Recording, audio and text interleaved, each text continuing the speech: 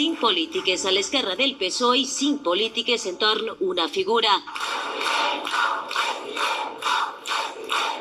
La vicepresidenta segona del govern espanyol és la cara d'un projecte futur que per a molts comença així. Creo que es el comienzo de algo que va a ser maravilloso. Perquè encara sense anunciar-la, la plataforma de Yolanda Díaz sembla tindre data de naixement avui a València. Es cambiarlo todo, ponerlo patas arriba.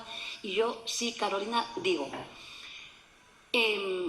sí se puede cambiar la vida de la gente. Sintonitzant la mateixa freqüència que Díaz, l'organitzadora i vicepresidenta del Consell, Mónica Oltra. Muchas veces, pues cuando estás gobernando con el PSOE, pues el PSOE llega hasta donde llega, ¿no? La principal veu a Madrid contra Isabel Díaz Ayuso. Hemos venido a que este tsunami feminista sea lo que marque este nuevo ciclo político. I l'alcaldessa de Barcelona, que integraria els comuns en el projecte. Y aquí el reto compartido que tenemos no son unas próximas elecciones, es el futuro de las próximas generaciones. Tanca el cartell Fátima Hossain, diputada del Parlament de Ceuta, responsable de la ruptura allá entre Vox y PP. Cuando el otro no tiene argumentos y lo único que lanza son bulos, mentiras y soflamas, hay que desmontarle. Malgrat polèmiques i interrupcions en l'acte, Lo que hoy estamos intentando...